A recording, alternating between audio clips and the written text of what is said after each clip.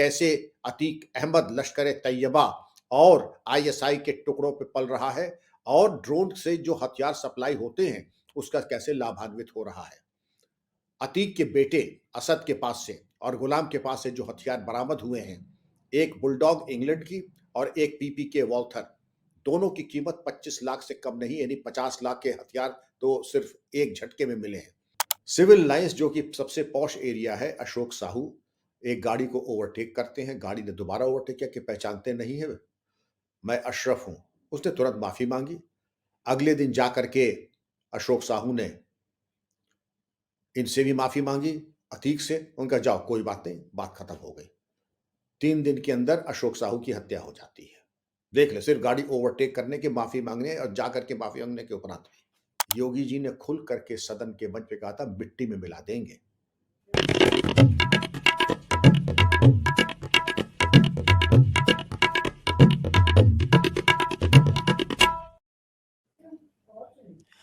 नमस्ते, आप सभी का स्वागत है आज के सायंकालीन संस्करण में।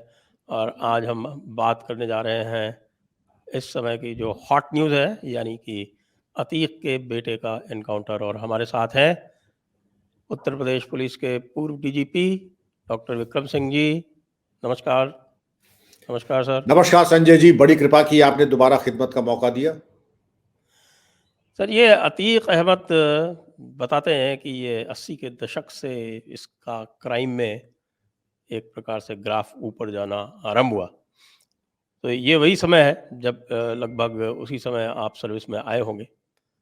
तो आपने इसकी जो राइज़ है वो बहुत नज़दीकी से देखी होगी। ये इतना बड़ा माफिया कैसे बना? आप सही कह रहे हैं संजय जी। पहला अपराध इसका सन 78 में और मेरा आईपीएस में आना सन 74 में। मेरी जी। पहली पोस्टिंग प्रयागराज 1976 में, इनका पहला अपराध 1978 में। खैर, ये तो महज इत्तेफाक की बातें हैं, लेकिन इनको राइज करते हुए मैंने देखा है और कालांतर में ये IS 227 इनका गिरोह बना और इनके लगभग 100 अपराध हुए। इनके ऊपर कभी-कभी इनाम भी हो जाते थे। मेरे कार्यकाल में इनके ऊपर जो एफआईआर हुई थी 2007 में पुलिस महानिदेशक बनने में, उसी में इनको राजू पाल के केस में, जो अपहरण और प्रताड़ना वाला केस था, उसमें इनको सजा हुई थी। और वो सजा जब हुई तो उसके बाद आपके सामने सारा दृष्टांत आपके सामने है। और उमेश पाल के जी। अपहरण और बाकी जो अपकृत्य थे वो तो खैर हुए ही, लेकिन अचंभे की बात यह है कि इनको कितने राजनीतिक दलों ने उपकृत किया और इनको नवाजा। और आप ये देखिए, जब गिरफ्तारी होती है उसके बाद के सुर देखिए। जब साबरमती से उत्तर प्रदेश लाए जाते हैं तो किस बेकरारी के साथ और बचाव के पक्ष के वकील की तरह किस पुरजोर तरीके से नमक हलाली का फर्ज अदा किया जाता है और किस तरीके से, बिल्कुल जिसको कहते हैं रुदाली गैंग, आप लोग कोई ऐसा काम न कीजिएगा। चेतावनी भरे स्वर में चचा फरमाते हैं कि ऐसा कोई काम न कीजिएगा, क्योंकि जब हमारी सरकार आएगी तो देख लिया जाएगा। दूसरे साहब ये जी। फरमाते हैं कि गूगल से अगर पता लगाएं तो सब पता लग जाएगा कि गाड़ी कैसे पलटी, कहां पलटी, कैसे दरवाजा खुला, कैसे दरवाजा बंद किया। इतने ही आप कुशाग्र थे तो जब राजू पाल की हत्या 2005 को हुई थी 25 जनवरी को, तो तब आप कम से कम तब गूगल से मदद लेकर के असली हत्यारों को पकड़वा करके आप करा देते। वो सब तो आपने कुछ किया नहीं। मूक दर्शक बन करके आप सब ने मिल करके कवर फायर किया। इतिहास आज आपके सामने है संजय जी, और हम बताएंगे कि कैसे अतीक अहमद लश्कर तैयबा और आईएसआई के टुकड़ों पे पल रहा है और ड्रोन से जो हथियार सप्लाई होते हैं उसका कैसे लाभान्वित हो रहा है।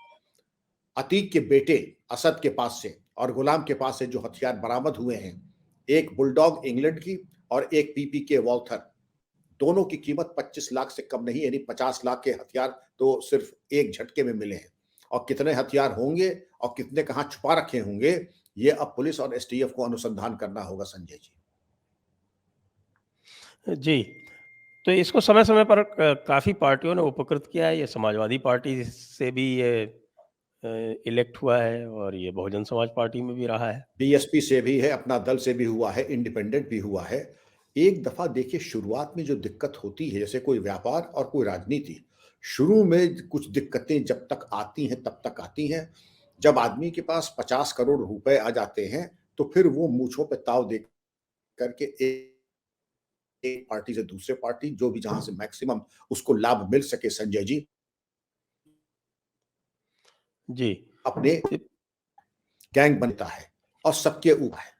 आपने ये भी गौर किया होगा संजय जी कि ये जब कानपुर से इसको टिकट मिला था समाजवादी पार्टी से, तो लखनऊ से कानपुर ये 1000 गाड़ियों का काफिला, यानी ये मान के चलिए कि काफिला यहां से उन्नाव तक, और लोग भयाक्रांत हो गए कि इतना बड़ा काफिला लोगों ने कभी देखा नहीं। इतने राष्ट्रपति आए, इतने प्रधानमंत्री आए, लेकिन ऐसा हुजूम गाड़ियों का और ऐसा कॉन्वॉय किसी ने कभी देखा नहीं था। लोग भयाक्रांत हो गए थे। ये जलवा जलाल था अतीक और उसके गिरोह का, लेकिन ये सही था। नमक का फर्ज जिन लोगों ने अदा किया है उनसे भी पूछने की जरूरत है। कानून की एक अनिवार्यता है, और मुझसे ज्यादा आप जानते हैं कि जो इतनी मदद कर रहा है अपराधियों की, संविधान का एनकाउंटर हो गया है। पति का नहीं, संविधान का एनकाउंटर। एक साहब फरमाते हैं संविधान का एनकाउंटर हो गया है। श्रीमान जी, एनकाउंटर को समझ लीजिए, एनकाउंटर कानून की परिधि में होता है। सीआरपीसी में प्राविधान भी है और आईपीसी में भी है, धारा 96 से धारा 106 तक। आत्मरक्षा में अपनी किसी अन्य की जान और माल बचाने के सिलसिले में संजय जी, न्यूनतम बल प्रयोग का किया जाना। सीआरपीसी में कि अगर कोई हत्या का आरोपी है, वांछित बल प्रयोग करके उसको गिरफ्तार किया जा सकता है। हमारे राजनेता बड़े मनमाने तरीके से संविधान की व्याख्या करते हैं। जब 2 कांस्टेबल और उमेश पाल की हत्या हुई थी, तब संविधान के ऊपर बहुत महिमा मंडित, संविधान का बड़ा सम्मान हुआ था। आतताइयों और हत्यारों के ऊपर कार्रवाई हो रही है तो संविधान की हत्या हो रही है। इससे ज्यादा छोटी और छोटे स्तर की राजनीति देखना और ढूंढना मुश्किल है संजय जी। और अभी तो आपने देखे, अभी प्याज की पहली परत उतरी है। आपके सामने लश्कर तैयबा और आईएसआई के ड्रोन के से जो हथियार आते हैं, उसका ये बराबर का हिस्सेदार है। पंजाब जाकर के ला करके फार्म हाउसेस में रखना, उसके बाद अपने गिरोह में डाल करके उसका इस्तेमाल करना। आप बिल्कुल देखिए, अगर मौका दे 2 मिनट और, तो मैं बताना चाहूंगा कि जी, जी। मुंबई में दाऊद इब्राहिम, वो कांस्टेबल का लड़का, हेड कांस्टेबल करके, कोई बुराई नहीं है। कांस्टेबल के लड़के हमारे पुलिस कमिश्नर्स तक हो गए हैं, आज डीजी हुए हैं। लेकिन वो Dawood Ibrahim, head constable Mumbai police के कांस्टेबल का बेटा, और अतीक इकबाल तांगे वाले का लड़का, दोनों का राइज जिस तरीके से हुआ, दाऊद इब्राहिम को आईएसआई ने पाला पोसा मेंटर किया, और दाऊद इब्राहिम ने मुंबई और महाराष्ट्र को छलनी कर दिया, तबाह कर दिया आईएसआई के टुकड़ों पे। तब भी वहां के तत्कालीन राजनेताओं ने इसको ऑक्सीजन दी और इसको ऊर्जा प्रदान की। दाऊद इब्राहिम आज अंतरराष्ट्रीय एक माफिया है, घोषित चरमपंथी टेररिस्ट है, दुबई में बैठा है। अतीक अहमद भी लगभग उसी नक्शे कदम पे चल रहे हैं। आज अगर आईएसआई के ड्रोन से उनको हथियार मिल रहे हैं, पैसा मिल रहा है, लश्कर तैयबा से संबंध है, अबू सेलम ने इनके गिरोह मेंबर्स को पूना में पनाह दी, इससे ज्यादा प्रमाण क्या चाहिए कि राष्ट्र विरोधी गतिविधियों में भी ये संलिप्त है। बाहुबली माफिया तो है ही है, जमीनों पे तो कब्जा करता ही है, ठेके पे तो हत्या करता ही है, जबरन तो धन वसूलता ही है, लेकिन पूरे राष्ट्र की ताकत अब होनी चाहिए मटियामेट करने में। जो कि योगी जी ने कहा संजय जी कि मिट्टी में मिला दूंगा। योगी जी तो मिट्टी में मिला रहे हैं, लेकिन कुछ लोग कह रहे हैं सोच समझ के काम कीजिएगा, जब हमारी सरकार आएगी तो इसका हिसाब करेगी, दोबारा देखेंगे हम इसको। ये नमक हलाली है, आखिर नमक खाया है तो कुछ तो फर्ज अदायगी करेंगे। दूसरे साहब विद्युता की प्रकाश डाल रहे हैं, सब कुछ गूगल से मिल सकता है, गूगल पे आप जाइए, सब कुछ की फोटोग्राफी हो रही है। तो संजय जी, इतनी तो एरियल रिकॉनेसेंस, सैटेलाइट इमेजिनरी तो हम सबने पढ़ी है। वो समझ रहे हैं कि आज की पुलिस वही है जो अंगूठा टेक है। वास्तविकता ये है कि आज की पुलिस आप राजनेताओं से ज्यादा टेक्नोलॉजी जानती है, इसलिए हमें टेक्नोलॉजी के ट्यूटोरियल देने का कष्ट न करें, आप रखें, आपको काम आएगी।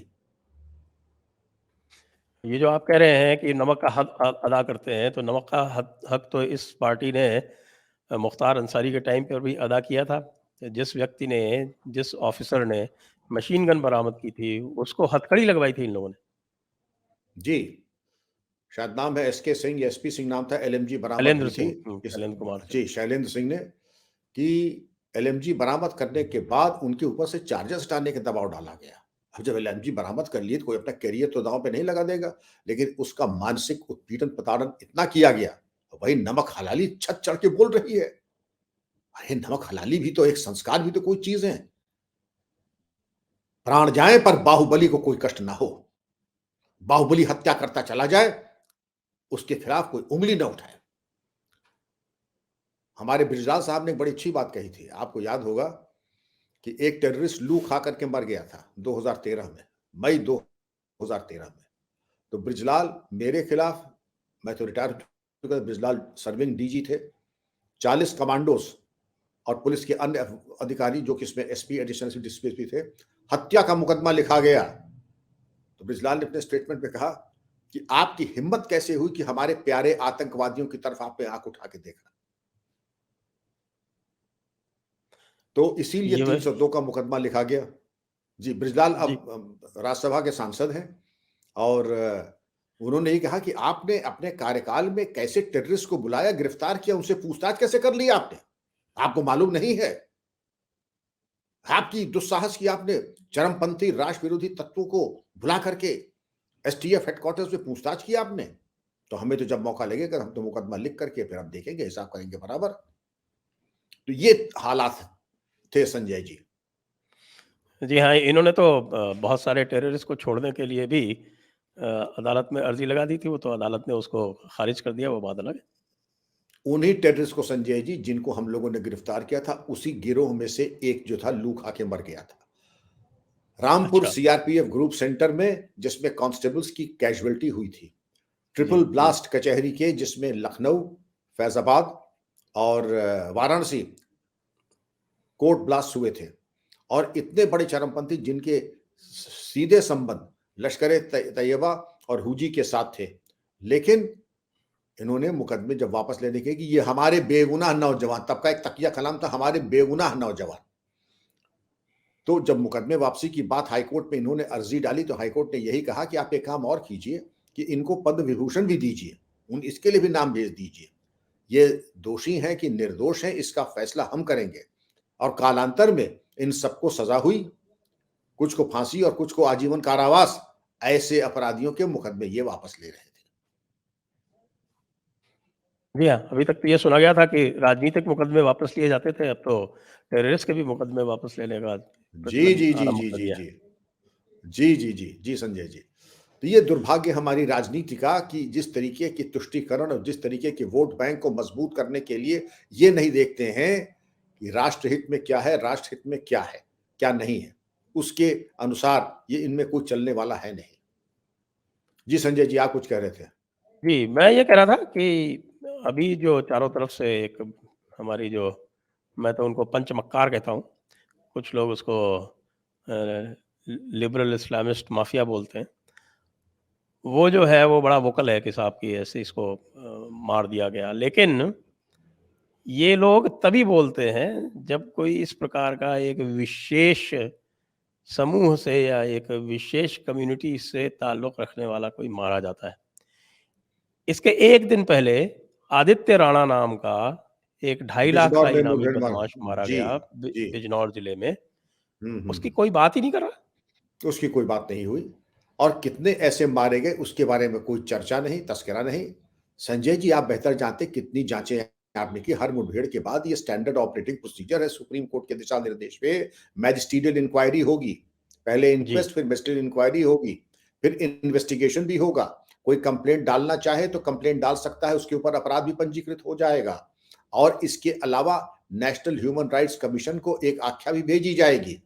इन तमाम चेक्स एंड बैलेंसेस के बाद इस तरीके का छाती पीटना, तो कहिए गुलाम के परिवार ने एक बहुत अच्छा जेस्चर किया कि उन्होंने लाश लेने से मना कर दिया, क्योंकि उनका कि अपराध में वांछित था, इसकी लाश हम नहीं लेंगे। कहा उनका स्टैंड देख लीजिए उनके गुलाम के परिवार का। कहा यहाँ पे कितनी बेकरारी से छाती पीट पीट करके रो रहे हैं कि छाती लाल हो गई, कहीं उसमें आयोडेक्स वगैरह लगाना पड़ जाए। इस बेकरारी के साथ लोग दिखा रहे हैं। क्यों? इसमें स्वार्थ सिद्धि का बहुत बड़ा आयाम और पुट है संजय जी। राणा के लिए जी, अगर रो देंगे, बयान दे देंगे तो समय की बर्बादी है ना। राणा के लिए अगर रोएंगे तो समय की बर्बादी है वो, संसाधनों की बर्बादी है, उससे कोई लाभ नहीं मिलने वाला है। इनके लिए अगर रोएंगे, आधा आंसू भी रो देंगे, उसके बड़े दूरगामी लाभ के संभावनाएं हैं। और आपको ये ध्यान हो जब विकास दुबे का एनकाउंटर हुआ था, तो उस समय भी नैरेटिव चलाया गया था कि साहब ये देखिए ब्राह्मण मार दिया, अब ये नैरेटिव चला रहा है ये मुसलमान मार दिया, लेकिन आदित्य राणा में वो नैरेटिव फिट नहीं होता है। वो नहीं होता नैरेटिव। आपने बिल्कुल सही कहा। जब विकास दुबे का एनकाउंटर हुआ तो कहा, अरे अरे ब्राह्मणों पे उत्पीड़न, अब अल्पसंख्यकों पे उत्पीड़न। और जब ये अपराध करें, विकास दुबे जब 8 पुलिसकर्मियों को शहीद कर दें और जब ये जगह जगह आगजनी करें, डकैती डालें, लूट खसोट करें, तब किसी की कोई सबके मुंह में दही जमा रहता है। अब अरे अल्पसंख्यकों का मुठभेड़, संविधान की हत्या, जो राजू पाल, इनकी हत्या हुई, उमेश पाल की हत्या हुई, 2 कांस्टेबल्स की हत्या हुई, और कितनी हत्या हुई, उसमें क्या किसी के कान में जूं नहीं रहेगा? क्योंकि उसमें कोई लाभ नहीं मिलने की बात थी। अब तो संविधान की हत्या हो गई। जी हाँ, संविधान की ही हत्या हो गई। एक बात और आप चूँकि बहुत नज़दीकी दृष्टि से देख रहे हैं, ये अतीक का जो आतंक था प्रयागराज में वो किस प्रकार का था? अतीक का आतंक के मैं 1-2 उदाहरण अगर आपको दूं तो आपको ज्यादा स्पष्ट हो जाएगा। जी। सिविल लाइंस जो कि सबसे पॉश एरिया है, अशोक साहू एक गाड़ी को ओवरटेक करते हैं, गाड़ी ने दोबारा ओवरटेक किया कि पहचानते नहीं है, मैं अशरफ हूं। उसने तुरंत माफी मांगी। अगले दिन जाकर के अशोक साहू ने इनसे भी माफी मांगी, अतीक से। उनका जाओ कोई बात नहीं, बात खत्म हो गई। 3 दिन के अंदर अशोक साहू की हत्या हो जाती है। देख ले, सिर्फ गाड़ी ओवरटेक करने के, माफी मांगने और जाकर के माफी मांगने के उपरांत भी। लखनऊ में सुगनामल एक बहुत अच्छा फर्म है, बहुत प्रतिष्ठित फर्म है, और गुरनानी जी उनके मालिक, उनका होटल भी है यहाँ और जिम खाना के पास। ये जाके कहता है कि तुम्हारी एसजीपीजीआई के सामने जो बहुत बड़ा प्लॉट है, कल तक तुम्हारा था, आज हमारा है, तुम्हें जिससे जाके शिकायत करनी है जाके कर लो। और जिसका का मतलब डीजीपी, चीफ सेक्रेटरी नहीं, शीर्षस्थ जो प्रशासनिक एंटिटी है तत्कालीन, जाके शिकायत कर दो, जमीन हमारी हो गई। ये इसका आतंक था। जो जमीन जिस पे हाथ रख दे वो उनकी अतीक की हो गई। और जिस तरीके से राजू पाल की हत्या दिन दहाड़े दौड़ा दौड़ा करके पूरे प्रयागराज में एक छोर से दूसरे छोर तक किया, एक पुलिसकर्मी भी शहीद हुआ, टैक्सी वाले जिसके कितने लोग शहीद हुए उस दिन, इसका अंदाज नहीं है लोगों को। तो इसका तो भय और आतंक का तो पर्याय हो ही गया। बिल्कुल एक तरीके से प्रयागराज में इसी का सिक्का चलता था, और भय और आतंक का दूसरा पर्याय अतीक था। लड़का भी उसके नक्शे कदम पे, पत्नी उसके नक्शे कदम पे। जी। साथ में अपना जो है वो एक इस्लाम का जो पुट और डाल के और उसका मिक्सचर बना के और उसको इंटरनेशनल प्रोटेक्शन और मिल रहा है। बिल्कुल, वो एक पुट बना करके उसको, जैसे भाव-भंगिमा अगर आप देखें, पहनावा-ओढ़ावा आप देखें, बातचीत का तौर-तरीका अगर आप देखें, तो वो इसको कहते हैं कि अगर आप ये कह लें कि इस अपराध का भी जातीयकरण इन्होंने अपने हिसाब से कर दिया, जिससे कि इसको जातीय सहयोग और समर्थन मिलने लगे, और मिला। कामयाबी का अगर स्तर आप देखें, तो वो जिस तरीके के राजनैतिक दलों से इनको आज सपोर्ट, और अंधभक्त जिनके मौजूद हैं, जिन लोगों ने कहा संविधान की हत्या हो रही है, जिन्होंने ये कहा कि ऐसा कोई काम न कीजिएगा, हमारी सरकार आए हम दोबारा जांच करें, बचाव के बिल्कुल चट्टान की तरह जो खड़े हैं, इसका मतलब ही यही है कि ये राजनीतिक वोट बैंक पॉलिटिक्स और वो लाभ को मद्देनजर संजय जी इस तरीके की हरकतें और इस तरीके के बेबुनियाद बयान आ रहे हैं। जी। इसके लिए वो भी देखना पड़ेगा ना कि जैसे कि विकास दुबे की जब हत्या हुई थी तो लोगों ने जब इसको ब्राह्मण वाला एंगल देने का प्रयास किया तो सारे प्रबुद्ध ब्राह्मण खड़े हो गए और ये कह गए कि इसको हमारे साथ आप कृपया न जोड़ें। लेकिन जो दूसरी कम्युनिटी है उसमें ऐसा नहीं होता। मैं आपको उदाहरण देता हूँ। आरफा खानम शेरवानी आप जानते होंगे। बहुत जी हाँ, ही जी हाँ। एक हुँ, लब्ध प्रतिष्ठ हुँ, वायर हुँ, हुँ, जिसको हम कई बार लायर हुँ, कहते हैं। हुँ, हुँ, उसमें उन्होंने एक लेख लिखा।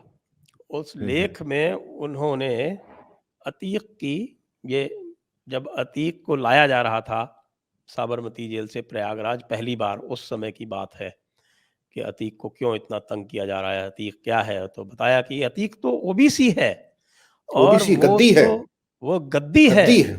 हुँ, और वो तो घोड़े पालने का काम करता था। और वो तो बहुत ही गरीब है और उसको क्यों इतना प्रताड़ित किया जा रहा है, इस तरह का नैरेटिव बनाया एक ऐसे न्यूज़ पोर्टल ने, जिसका कि चलाने वाला फाउंडर एक विदेशी है। यानी सिद्धार्थ जी, जी, वरदराजन जो हाँ। है वो जी हाँ, जी आज हाँ। अमेरिकन हाँ, हाँ, तो सिटीज़न है। वो भी बड़े प्रसिद्ध और बड़ी नामी व्यक्तित्व वाले हैं, वरदराजन साहब भी। उनकी भी बड़ी शोहरत है यहाँ, चर्चाएँ खूब होती हैं जगह। तो वो तो अगर वो ऐसे लेख न छापें और छपवाएँ, तब आश्चर्य होगा।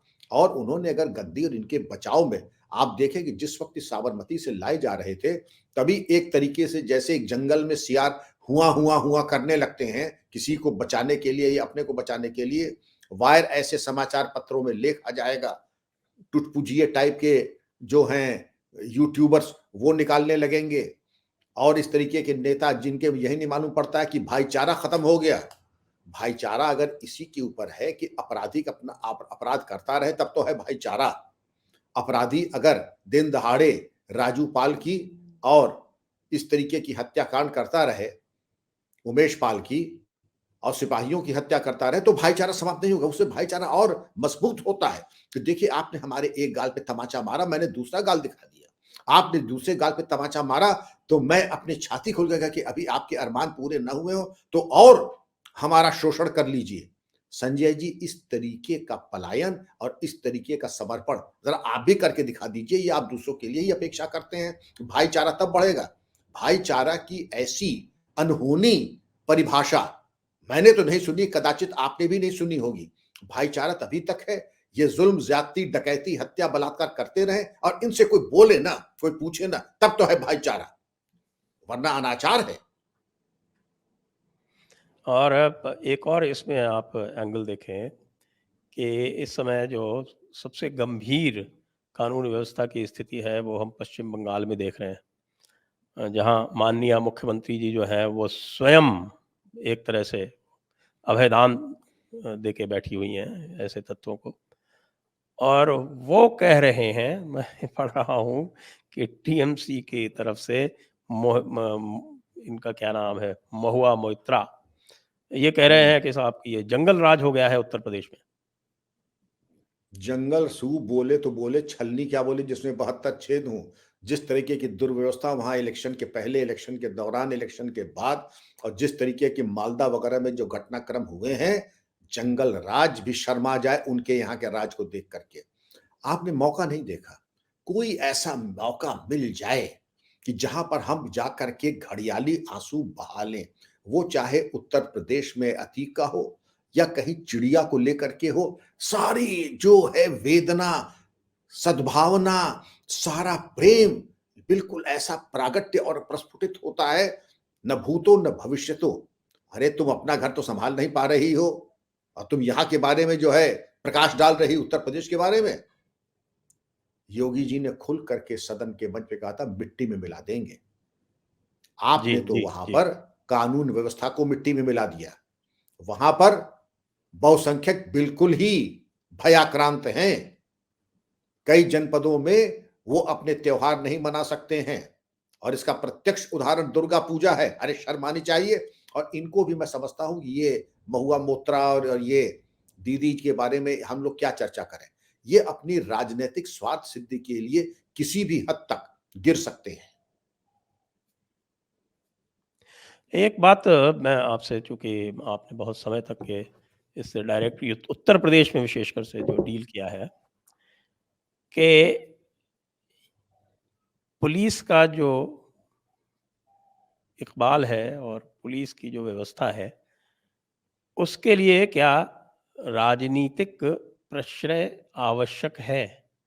अभी सुप्रीम कोर्ट ने एक काम किया, उन्होंने कहा कि भई बहुत ज़्यादा पॉलिटिकल इंटरफेरेंस होता है और वो इस कारण से होता है कि डीजीपीज़ के ऊपर बड़ा दबाव होता है, तो उन्होंने डीजीपीज़ को एक फिक्स्ड टेन्योर दे दी। आपको लगता है इससे कोई अंतर पड़ा? क्योंकि डीजीपी की फिक्स्ड टेन्योर तो पश्चिम बंगाल में भी है, हुँ, उत्तर हुँ। प्रदेश में भी है। ज़्यादा फिक्स टेन्योर है पश्चिम बंगाल में। वहाँ तो जो माकूल अधिकारी हैं, एसओ से लेके डीजी तक, वो सुप्रीम कोर्ट ने तो प्रकाश सिंह बनाम भारत सरकार में 7 बिंदुओं के ऊपर व्यवस्था दी थी number 1 state security commission, number 2 security of nation जो आपने फरमाया डीजीपी वगैरह के बारे में, नंबर 3 कॉम्पिटेंस वगैरह की मेरिट को एक्सरसाइज करने के बारे में, number 4 separation of law and order with crime investigation, number 5 police establishment board, number 6 police complaint authority और नंबर 7 सेंट्रल सिक्योरिटी कमीशन।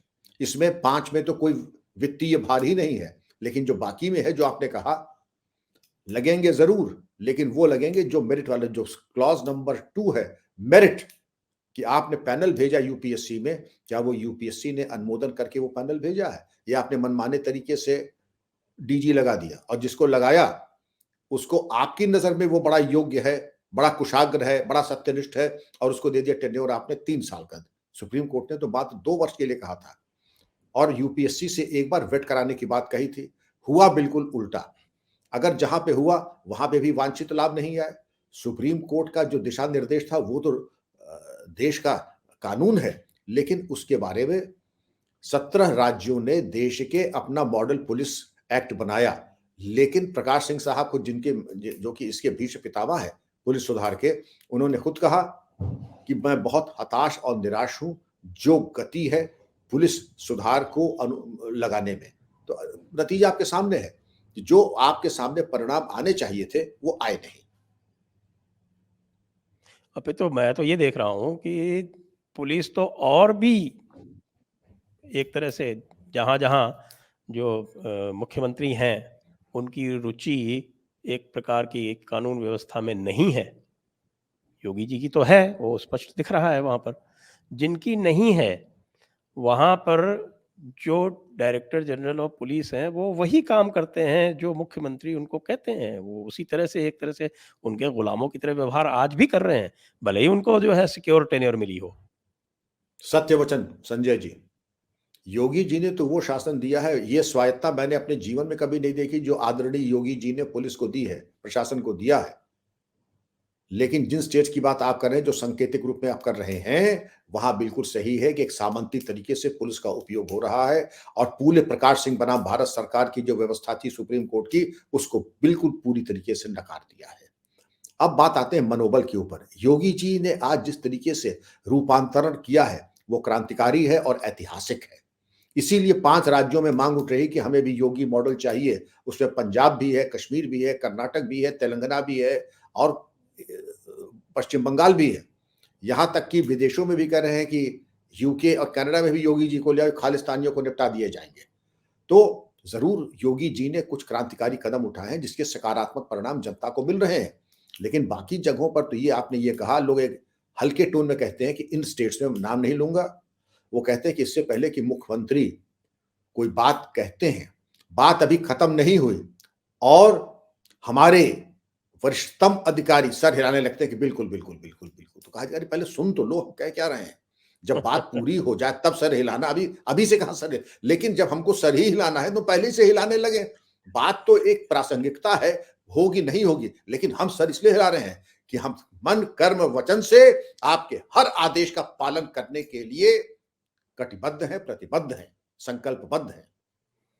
ये हालात है।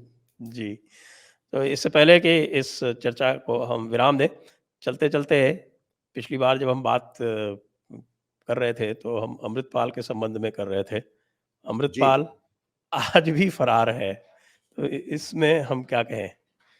पुलिस की दिखाई भूमिका हर को जगह किस पकड़ा प्रकार है। अरे क्या कहा जाए साहब, उस स्टेट में भी बलिहारी है।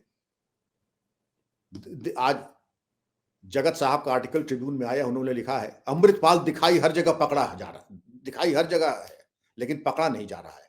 सबसे बड़ी शर्म की बात यह है कि जब अजनाला हुआ था तो वरिष्ठ राजनेता ने कहा था लड़का है हमारा, हम देख लेंगे। तभी अजनाला हुआ, तभी पुलिस की गिरफ्त से वो भागा, तभी आज तक पकड़ा नहीं गया और तभी आज तक उसके ऊपर पुरस्कार की घोषणा नहीं हो सकी। तो ये ठीक है, हाथी के दांत खाने के और दिखाने के, और आपने पूरा दरअसल उसके भागने का किया इंतजाम। दरअसल उसको पकड़ने के कोई गंभीर प्रयास हुए नहीं। अगर होते तो ये ऐसे बड़े तुर्रम खान नहीं थे कि अब तक संजय जी पुलिस सलाह के पीछे ना होते। चलिए बेहतर हो, क्योंकि अब जो समय आ गया है इनकी भी मैं समझता हूं कि जो अहोभाग्य की रेखा थी, जो इनकी भाग्य रेखा थी, अब वो क्षीण होती जा रही। नहीं करेंगे तो फिर आगे की तैयारी के लिए करें, न रहेगा बांस न बजेगी बांसुरी। आपके ऊपर भी वही कार्रवाई हो जाएगी जो कि एक फेल्ड स्टेट के ऊपर होती है। जी, वो तो होनी चाहिए, लेकिन होनी सेंटर भी चाहिए, तो, बिल्कुल होनी चाहिए। सेंटर के पास अधिकार हैं। बार-बार में हम ये सुन लेते हैं, जी, जी। कह दिया जाता जी, है कि जी। साहब लॉ एंड ऑर्डर तो स्टेट का मैटर है। लेकिन क्या संविधान में सेंटर को संविधान में क्या आपके लिए नहीं है? आपने अनुच्छेद अधिकार भी नहीं बताया है था क्या? मुझे। जी, आपने तो अनुच्छेद भी स्पष्ट किया था पिछले जब हम लोग बात कर रहे थे। जी, आपने आर्टिकल संविधान मुझे याद 256 में 256 आप आपने कहा बाइंडिंग ये तो इंस्ट्रक्शंस दे सेंटर सकते। बाइंडिंग इंस्ट्रक्शंस है, लेकिन आपने तो कुछ किया नहीं उसके बारे में। आप भी राजनैतिक समीकरण तौल रहे हैं। इसमें नफ़ा क्या होगा, नुकसान क्या होगा? ये भी तो देखना चाहिए। हर चीज़ नफ़ा-नुकसान के पैमाने पे नहीं, राष्ट्रहित में जो जो हमारे नेताजी सुभाष चंद्र बोस ने कहा था, आई मे विन और lose, my country should never lose. उसका तो पालन करेक्ट, कर लीजिए। हुँ। एब्सोल्युटली। तो आपका बहुत-बहुत धन्यवाद सर, आज की इस थैंक चर्चा यू, के लिए। Thank you, thank you. बड़ी कृपा, बड़ी कृपा। जय हिंद, वंदे मातरम। जय हिंद, वंदे मातरम। जय हिंद।